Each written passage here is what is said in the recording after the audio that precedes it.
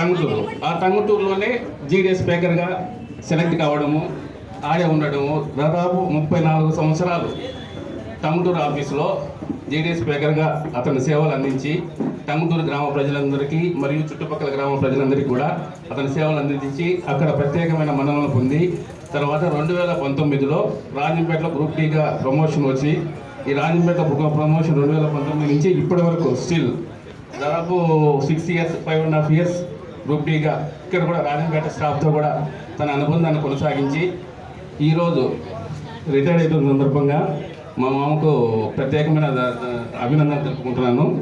ముఖ్యంగా ఆయన గురించి చెప్పాలంటే నేను ఇంతకుముందు చెప్పాను కదా, నేను చిన్నప్పటి నుంచి కూడా ఆయన పోస్ట్ ఆఫీస్లోనే ఉండేవాడు. బట్ కాకపోతే నాకు పోస్టల్లో టంగుటూరు పోస్ట్ మాస్టర్గా పోస్టింగ్ వచ్చి నేను అప్పుడు పోయినప్పుడు కూడా మా మామ అక్కడే పేకర్గా ఉండేవాడు.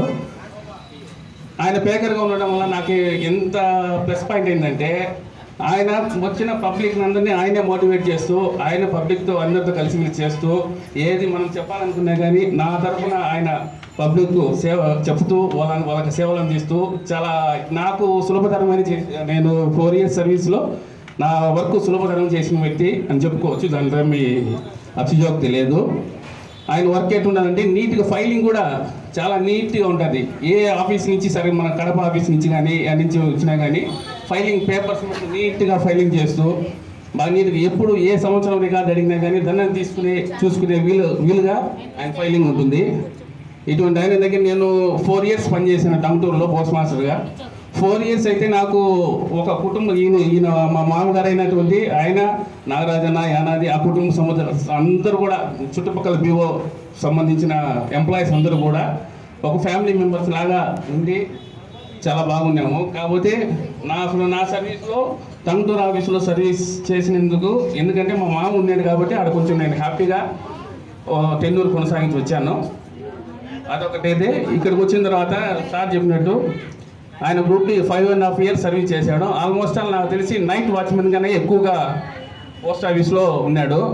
నైట్ వాచ్మెన్ అంటే అనుకునేంత ఈజీ కాదు. నైట్ వాచ్మెన్ అంటే పనుకోవడంలే ఏమి ఇబ్బందులే ఏమి ఉండదు అనుకునే విధంగా ఉంటారు చాలామంది. కానీ నైట్ వాచ్మెన్కి చాలా బాధ్యతలు ఉంటాయి.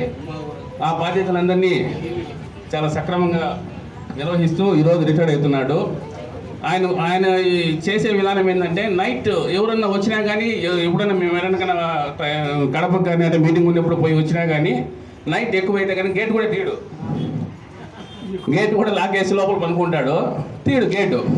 ఎందుకంటే ఆ నైట్ టైంలో ఎవరు వస్తారో ఎవరో మన గేట్ తీస్తే ఏమైనా ప్రాబ్లమ్స్ వస్తాయేమో ఏ విధంగా ఉంటుందో అదే ఆలోచనతో ఆయన సామాన్యంగా గేట్ కూడా తీయడు. పలానా తర్వాత మేము ఫోన్ చేసి సోన్సు అని చెప్తే అప్పుడు వచ్చి మాత్రమే తీయగలుగుతాడు.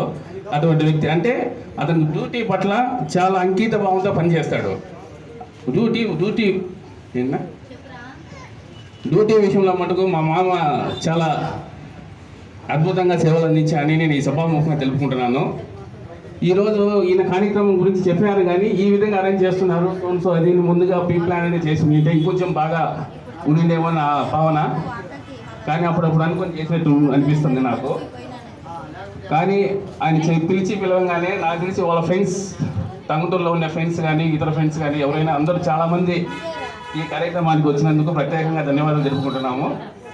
ఆల్మోస్ట్ అందరూ వచ్చారు, హ్యాపీగా